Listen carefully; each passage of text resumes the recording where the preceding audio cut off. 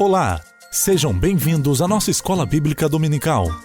Para um melhor aproveitamento deste estudo, nós encorajamos você a ter uma Bíblia em mãos, assim como papel e caneta para anotações. Agora junte-se a nós com o pastor Alexander Maia, ensinando a Palavra de Deus. Olá pessoal, espero que todos tenham tido uma semana abençoada. Bem-vindos à nossa Escola Bíblica Dominical. Antes de iniciar a nossa aula virtual, eu gostaria de pedir que você faça a sua inscrição aqui em nosso canal e depois compartilhe os nossos vídeos, se gostar do conteúdo, pois o YouTube dá uma série de benefícios quando atingimos um certo número de inscrições e visualizações, o que irá nos ajudar na propagação do Evangelho do Senhor Jesus. Hoje, iremos iniciar o estudo da segunda carta que o apóstolo Paulo escreveu aos crentes da igreja em Tessalônica, para animá-los mais uma vez diante das fortes tribulações, dizendo-lhes que o consolo dos salvos tem suas raízes no passado e suas esperanças no futuro, entre outras orientações também sobre a nova vida com Cristo. Paulo fala ainda nesta carta do dia do Senhor, tendo em vista os erros de interpretação da doutrina da segunda vinda de Cristo que ainda estavam sendo cometidos, trazendo consequências danosas à igreja. Já vimos na semana anterior que o dia do Senhor virá como um ladrão na noite e, por isso, precisamos vigiar. No entanto, as ideias dos tessalonicenses sobre a segunda vinda tinham perdido o equilíbrio e proporção. Como acontece frequentemente com os pregadores, a mensagem de Paulo tinha sido mal entendida e mal interpretada. Algumas frases tinham sido tiradas do contexto ou superestimadas.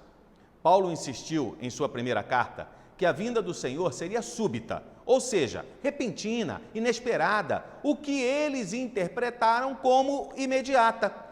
Por isso havia certo agito e recusa contínua de um pequeno grupo de trabalhar para o seu sustento. Nessas circunstâncias, está claro porque Paulo escreveu novamente depois de algumas semanas, pois ainda está acompanhado de Silas e Timóteo, repetindo tudo o que já havia dito, mas entrando em detalhes agora acerca da parousia e mostrando que ela não poderia ter começado ainda, porque o homem de pecado ainda não tinha aparecido. Se por um lado não podemos marcar data para a segunda vinda de Cristo, por outro, não podemos fechar os olhos para os seus sinais. Vamos lá então, segunda carta de Paulo aos Tessalonicenses, capítulo 1. Paulo, Silvano e Timóteo, a igreja dos Tessalonicenses, em Deus nosso Pai e no Senhor Jesus Cristo. A vocês, graça e paz da parte de Deus Pai e do Senhor Jesus Cristo. Já estamos acostumados com a fórmula geral de saudação usada por Paulo em suas cartas. Silas e Timóteo são os mesmos citados na primeira carta. Eles ainda estão em Corinto e enviaram agora a segunda carta. Não que estas cartas tenham sido escritas a três mãos. Paulo os inclui por uma questão de valorização. Ele quer valorizar os seus colaboradores, lembra? Vamos continuar. Verso 3. Irmãos, devemos sempre dar graças a Deus por vocês. Isso é justo, porque a fé que vocês têm cresce cada vez mais e muito aumenta o amor de todos vocês uns pelos outros. Por esta causa, nós nos gloriamos em vocês entre as igrejas de Deus pela perseverança e fé demonstrada por vocês em todas as perseguições e tribulações que estão suportando. Nosso autor está colocando em prática o que ele mesmo já havia ensinado. Palavras de gratidão e motivação dão ânimo e ajudam os cristãos perseguidos a permanecer fiéis ao Senhor Jesus. Vejam como Paulo, Silas e Timóteo têm orgulho dos irmãos por causa da fidelidade ao Evangelho, em meio às perseguições que sofrem. Correções doutrinárias precisam ser feitas, é verdade, mas primeiro o reconhecimento. Notem ainda que o elogio de Paulo tem dois sentidos, um vertical, outro horizontal. Em vez de perder a alegria por causa da atitude rebelde de alguns, Paulo sente-se no dever de agradecer e glorificar a Deus pela vida frutífera da igreja em Tessalônica. De igual forma, ele não se sentia constrangido ao honrar as pessoas e, por isso, não economiza elogios aos tessalonicenses, focando em três áreas fundamentais: fé, amor e paciência. Uma fé que cresce muito, como Paulo reconhece. As perseguições e as tribulações, em vez de destruir a fé dos tessalonicenses, a fortaleceram. O pastor Hernandes Dias Lopes diz que uma fé que não é testada não pode ser forte. Uma vida fácil pode tornar-se uma vida superficial, assim como uma vida sem provas produz uma fé rasa.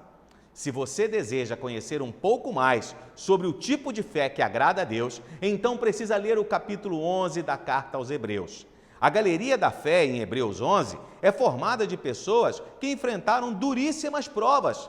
Assim como é impossível uma pessoa aprender a nadar sem entrar na água, também é impossível ter uma fé vigorosa sem passar pelos rios caudalosos das provas. O sofrimento, em vez de tornar os crentes de Tessalônica amargos e indiferentes, fez deles ainda mais abundantes no amor recíproco. O amor é a marca do discípulo verdadeiro. Vejam o que Jesus diz: um novo mandamento dou a vocês, amem-se uns aos outros. Como eu os amei, vocês devem amar-se uns aos outros. Com isso, todos saberão que vocês são meus discípulos, se vocês se amarem uns aos outros. O amor é o maior dos mandamentos. Ele é a síntese, o resumo da lei. Sem amor não há cristianismo autêntico. O mundo vai nos conhecer como discípulos de Cristo pelo amor. Mais um importante ensinamento bíblico para esses tempos de restrições que vivemos. Se antes alguém já disse que uma cidade é o lugar onde muitas pessoas estão solitárias juntas, imaginem agora, quando não podemos nos encontrar fisicamente. Como cristãos, precisamos contribuir para que a sociedade não se sinta ainda mais doente e solitária. Uma pessoa pode estar sofrendo profundamente no apartamento ao seu lado, sem você saber. É pelo amor que a igreja vai impactar o mundo. É pelo amor que o mundo verá Jesus em nós e por meio de nós. Que tal colocar isso em prática ao longo desta semana? Para quem você vai ligar, demonstrando preocupação e afeto? Os tessalonicenses cresceram por meio do sofrimento e ajudaram, por meio do seu testemunho, outros também a crescerem. Deus nos encoraja para encorajarmos outros, em especial, quando pacientemente suportamos as circunstâncias difíceis e desagradáveis da vida. A perseverança deles, em si resultado da graça de Deus, mostra que eles realmente pertencem ao Senhor e estão sofrendo por causa do reino dele, como seus missionários. Mas não pensem que Deus está desatento a estas coisas. Deus é o justo juiz no controle da história do seu povo e da humanidade. Vejamos o verso 5. Elas dão prova do justo juízo de Deus e mostram o seu desejo de que vocês sejam considerados dignos do seu reino, pelo qual vocês também estão sofrendo. É justo da parte de Deus retribuir com tribulação aos que lhes causam tribulação e dar alívio a vocês que estão sendo atribulados e a nós também.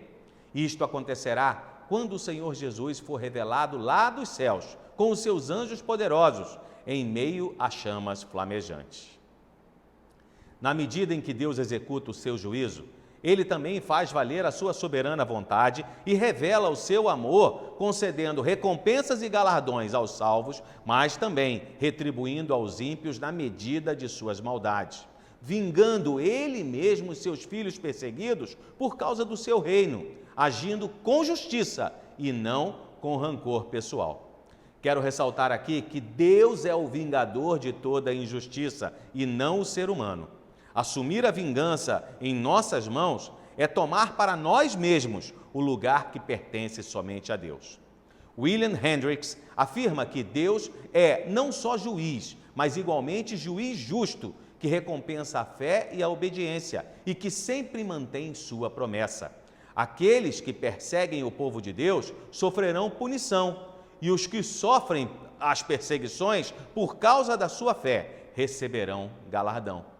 Nesta vida, o povo de Deus vive sob pressão, em meio a muitas tribulações e sob o peso das provações e perseguições.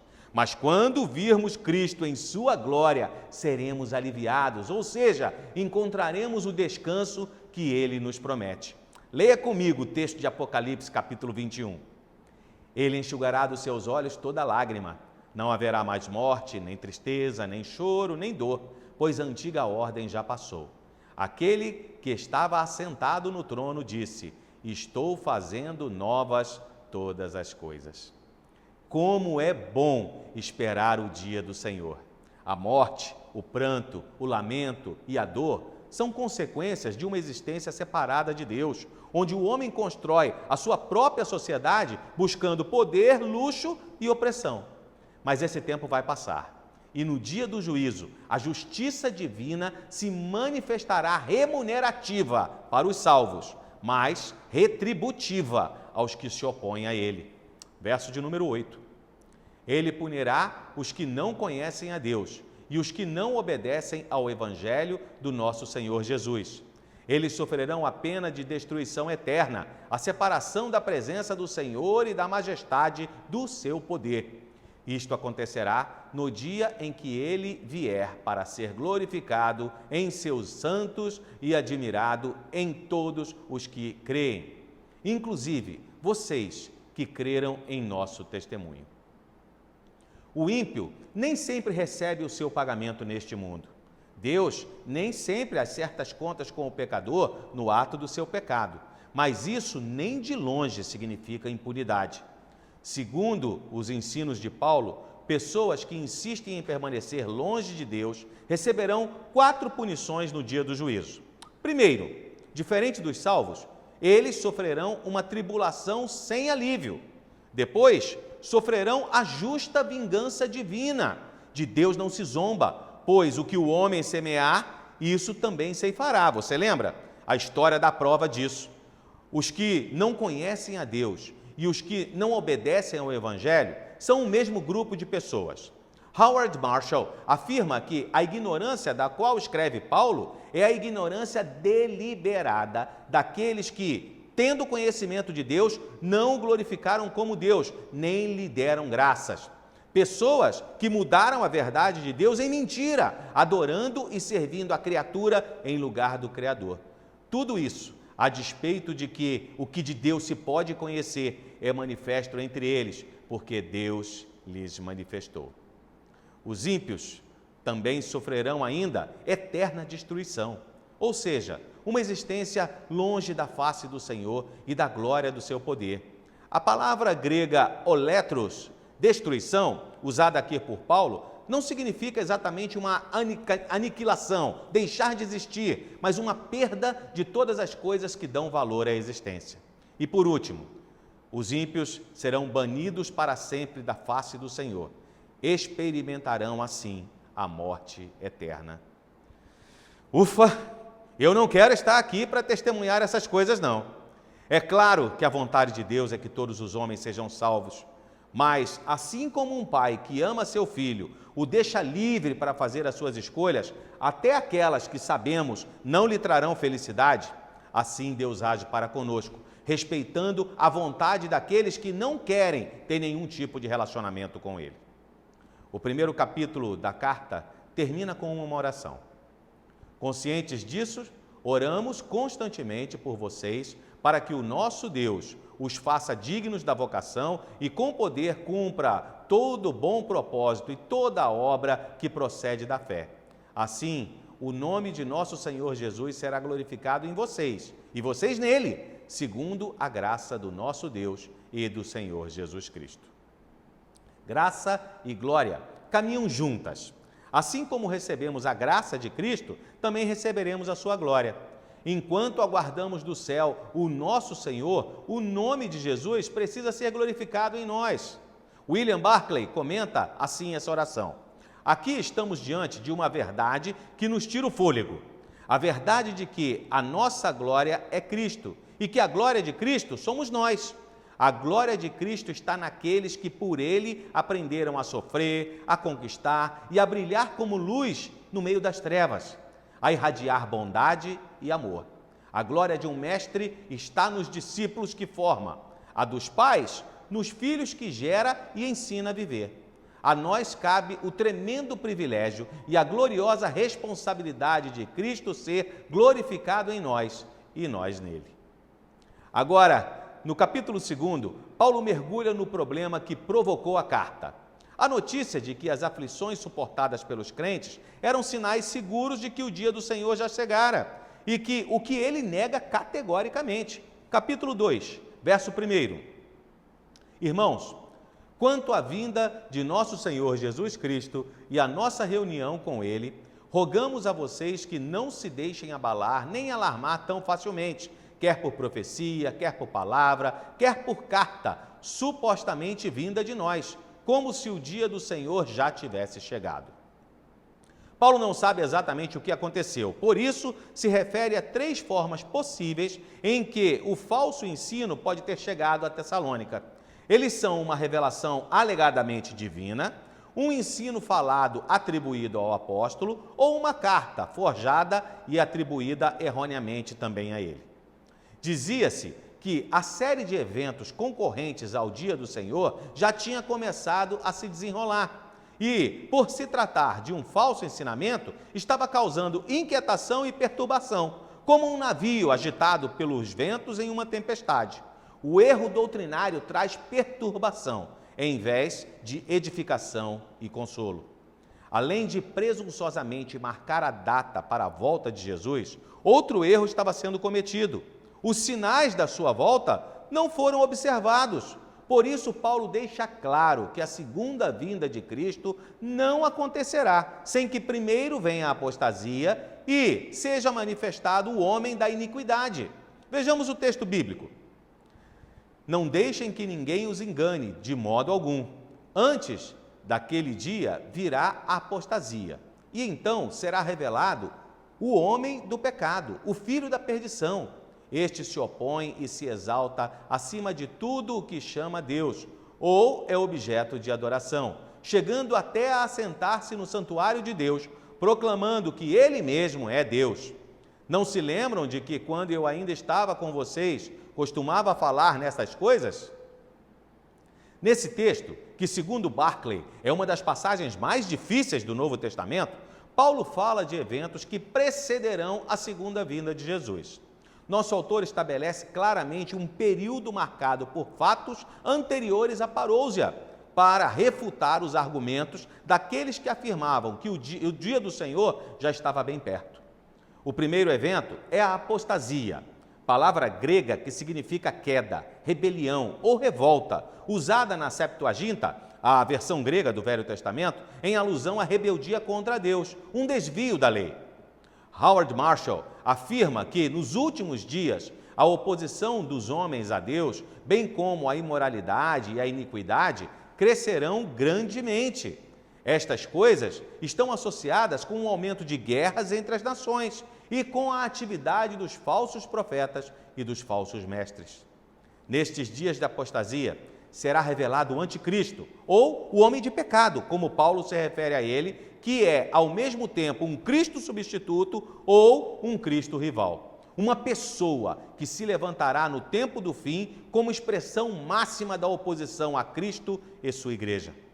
Paulo não tinha a menor intenção de deixar claro a identidade desse homem de pecado, mas descreve o que ele faz. O anticristo é um homem sem lei, que viverá e agirá na absoluta ilegalidade. Ele será um transgressor consumado da lei de Deus e dos homens, uma espécie de encarnação do mal, e será objeto de adoração em toda a terra, pois assentado no santuário de Deus, vai reivindicar ser adorado como o próprio Deus. O apóstolo Paulo queria chamar a atenção da igreja para o fato de que o fim não estava assim tão perto, porque todas estas coisas misteriosas deverão preceder a volta de Jesus, como verdadeiros sinais do fim. Sendo assim, o anticristo somente será revelado no momento determinado por Deus. Vejamos o verso de número 6. E agora vocês sabem o que o está detendo, para que ele seja revelado no seu devido tempo. A verdade é que o mistério da iniquidade já está em ação, restando apenas que ele seja afastado aquele que agora o detém. Então será revelado o perverso, a quem o Senhor Jesus matará com o sopro de sua boca e destruirá pela manifestação da sua vinda. A quem Paulo se refere? Quem é aquele ou aquilo que detém o aparecimento do anticristo? Não sabemos ao certo. Os estudiosos se dividem em muitas opiniões diferentes, além de que outros, como Agostinho, até acham impossível identificar esses dois elementos restritivos. Alguns pensam que nosso autor está se referindo ao Espírito Santo. Outros, como Marshall, defendem a ideia de que Deus é que está por trás da ação que adia a manifestação do homem de iniquidade. Há também aqueles que entendem que aquilo que o detém é a lei e aquele a quem faz que a lei seja cumprida. É por isso que o anticristo vai surgir num período de grande apostasia, da grande rebelião, quando os homens não suportarão as leis, normas e muito menos absolutos e facilmente se entregarão ao homem do pecado, o filho da perdição. Segundo esses estudiosos da palavra, enquanto a lei e a ordem prevalecerem, ele estará impossibilitado de aparecer no cenário da história com seu programa de injustiças, blasfêmias, perseguição sem precedentes. Assim, quando a estrutura básica de justiça desaparecer e os juízos e confissões fraudulentos se transformarem na ordem do dia, o cenário estará pronto para que o homem de pecado seja revelado. Paulo explica ainda que o anticristo virá no poder de Satanás. Ele fará coisas espetaculares e milagres estupendos pela energia de Satanás. Ele não será um homem comum, nem terá um poder comum. Verso 8. Então será revelado o perverso, a quem o Senhor Jesus matará com o sopro de sua boca e destruirá pela manifestação de sua vinda. A vinda desse perverso é segundo a ação de Satanás, com todo o poder, com sinais e com maravilhas enganadoras. Você pode aprender mais sobre o que a Bíblia nos ensina sobre essa pessoa do mal, lendo o capítulo 13 do livro de Apocalipse, onde encontraremos que ele vai manifestar-se com um grande milagre, um ato que será como uma falsa ressurreição, para que ele seja uma espécie de encarnação de Satanás. Por isso, ele virá segundo o poder ou a ação do inimigo, como Paulo afirma, realizando muitos milagres e coisas espetaculares. O propósito dos milagres de Deus é conduzir as pessoas à verdade. O propósito dos milagres do anticristo será levar as pessoas a crerem em suas mentiras. Mas isso não vai durar para sempre. Quando o Senhor Jesus vier na sua glória, ele o matará com um sopro de sua boca e destruirá a manifestação da sua vinda. Ele pode parecer um inimigo invencível, mas não importa quem seja esse homem de pecado, ele será vencido por Jesus Cristo, perdendo seu domínio. Vale ressaltar que o texto de Apocalipse 20, verso 10, aponta não para a destruição do inimigo no sentido de extinção, mas para o tormento eterno no lago de fogo e enxofre. Para finalizar seus ensinamentos acerca da parousia, Paulo fala agora, no verso 10, dos seguidores do anticristo. Ele fará uso de todas as formas de engano, da injustiça, para os que estão perecendo, porquanto rejeitaram o amor à verdade que os poderia salvar. Por essa razão, Deus lhes envia um poder sedutor, a fim de que creiam na mentira e sejam condenados todos os que não creram na verdade, mas tiveram prazer na injustiça. Esses homens estão condenados porque não querem amar a verdade e nem dão crédito a ela. Eles serão julgados não pelo pecado da ignorância, mas pela rejeição consciente da verdade. Esses têm prazer na injustiça e caminham para a perversão e corrupção moral. Seu prazer está em tudo o que Deus abomina. Justamente por isso, estes são entregues por Deus às consequências dos seus próprios erros e serão julgados e condenados à perdição eterna. Quem não anda no caminho da vida, que é Cristo, caminha na estrada da morte. Por onde você tem caminhado? Vamos orar? Senhor nosso Deus, nós queremos nesta manhã te dizer mais uma vez obrigado pela semana de bênçãos, pela semana de paz que Tu nos concedeste. Sim, Deus, tivemos algumas tribulações, tivemos desafios que foram enfrentados, mas graças ao Teu amor, por causa do Teu cuidado para conosco, nós estamos firmes aqui em Tua presença. Obrigado pelos ensinamentos da Tua palavra, obrigado pelo consolo e pelo conforto que nós encontramos, ó Deus, ao aprender coisas tão importantes para o nosso dia a dia. Como é importante, Senhor, viver lembrando que Tu estás pronto para nos buscar, que, ó Deus, os dias da Tua vinda já se aproximam. Nós vemos com tristezas muitas coisas acontecendo, é verdade. Talvez alguns sinais já estejam aí sendo demonstrados, é verdade. Mas sabemos, ó Deus, que a Tua volta acontecerá no dia certo, quando, ó Deus, o Teu amor pela Tua igreja determinar assim que nós estejamos contigo na eternidade para sempre. Muito obrigado, Senhor Jesus, porque sabemos que isso não vem de nós, porque sabemos que isso não vem, ó Deus, das nossas boas obras, das nossas boas escolhas, mas isso é fruto apenas e tão somente do Teu sacrifício naquela cruz, Senhor Jesus. Isso é fruto apenas e tão somente do Teu amor por nós, amado Deus. Muito obrigado. Continues então, Senhor, a cuidar da Tua igreja, dos Teus servos, das nossas famílias. Que esta próxima semana que se inicia seja mais uma vez, ó Deus, uma semana onde nós estaremos certos da Tua presença ao nosso lado. E estaremos certos, ó Deus, que nada nos acontecerá sem que seja da Tua permissão. Estaremos certos, ó Deus, que tudo que nos acontecer estará contribuindo para o nosso bem, como a Tua promessa. Cuida da Tua igreja, nos abençoa, Senhor, e receba a nossa adoração e a nossa gratidão. Assim nós oramos agradecidos, em nome do Teu Filho amado, Jesus Cristo. Amém. Chegamos ao fim de mais um estudo.